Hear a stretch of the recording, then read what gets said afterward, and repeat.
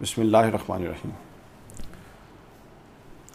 بڑا اہم پہلو حضرت علی کرم اللہ وجہ الکریم کے حوالے سے جو خود حضرت علی نے بیان فرمایا، اور نہج البلاغہ کی دوسری جلد صفحہ نمبر 11 اور 12 میں یہ بیان ہوا۔ خود حضرت علی نے بیان فرمایا، حضرت علی کرم اللہ وجہ الکریم نے فرمایا کہ میرے بارے میں دو گروہ ہلاک ہوں گے، قال سیدنا علی وسیحلق فی صنفان محب مفرط۔ فرمایا میرے بارے میں دو گروہ ہلاک ہوں گے، پہلا حد سے بڑھ کے محبت کرنے والا، اور دوسرا وہ مبغض مفرط، دوسرا وہ جو بغض رکھے گا اور حد سے بڑھ کے بغض رکھے گا۔ دو گروہ خود حضرت علی نے فرمایا، اہل سنت کی کتب میں بھی ہے، لیکن میں نہج البلاغہ سے پیش کر رہا ہوں، اس کی دوسری جلد اور صفحہ نمبر 11 اور 12۔ دو گروہ ہوں گے، فرمایا جو محبت میں حد سے بڑھنے والا ہوگا، اس کی یہ محبت اسے رائے حق سے ہٹا دے گی، اور دوسرا گروہ جو حد سے زیادہ بغض رکھنے والا ہوگا، یہ بغض اسے رائے حق سے ہٹا دے گا۔ اور میرے ساتھ تعلق رکھنے والے بہترین لوگ، حضرت علی نے فرمایا میرے ساتھ وخیر الناس فی حالا نمت الاوسط، بہترین لوگ جو میرے ساتھ تعلق رکھنے والے ہیں وہ ہیں جو معتدل لوگ ہیں۔ فالزموہ، پس تم ان کو پکڑ لو، انہی کے ساتھ جڑو۔ آگے فرمایا اور سواد اعظم امت کا جو سب سے بڑا گروہ ہے، فالزموہ سماد الاعظم، اور سواد اعظم کو پکڑ لو جو کثرت کے ساتھ ہے، چونکہ کثرت گمراہی پر جمع نہیں ہوتی۔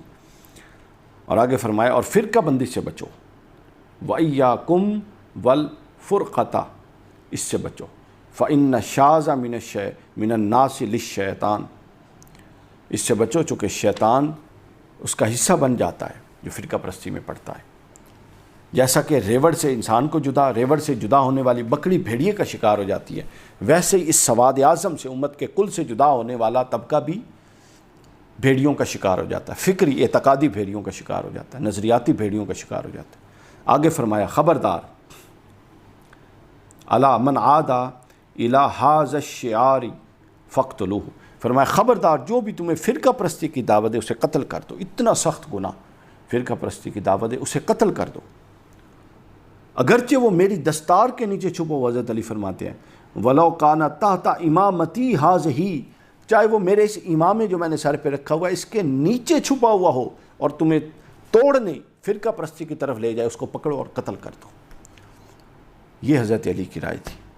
اب کوئی شخص حضرت علی کا نام بھی لے، ماننے والا بھی ہو اور وہ فرقہ پرست بھی ہو، اور اپنے آپ کو امت کے اجتماعی تشخص سے توڑ کر کسی اور تشخص میں اپنی پہچان بنائے، یہ حضرت علی کو گوارا نہیں۔ وہ چاہے کوئی مکتب فکر ہو، جو امت پر ضرب لگاتا ہے وہ تفرقہ پرستی کی کسی نہ کسی قسم میں لازمی طور پہ آتا ہے۔ نام لینے کی ضرورت نہیں ہے، اس سے پھر مسئلہ بڑھ جاتا ہے ہمارے یہاں۔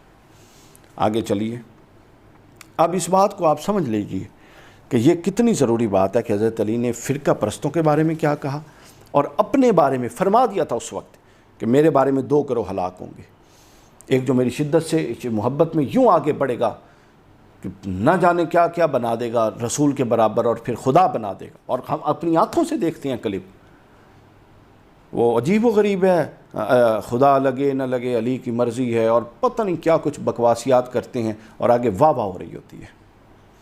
یعنی شرک کا دروازہ اور کفر کا دروازہ کھول دیا ہوا ہے، اور پوچھنے والا ہی کوئی نہیں ہے۔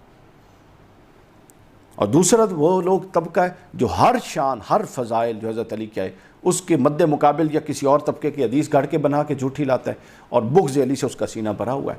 انہوں نے اپنے خاص 4-5 ناسبی امام رکھے ہوئے ہیں، ان کی تعویلات جنہوں نے ہر حدیث کا رد کیا جو اہل بیت کی شان میں تھی۔ یہ تو تماشا امت میں، یہ تو تفریق ہے امت میں، یہ تو دو طبقے ہیں امت میں۔ اس لیے خود مولا علی نے ان دو طبقوں کی طرف اشارہ فرما دیا تھا۔ اللہ تعالی ہمیں ہدایت پر قائم رکھے۔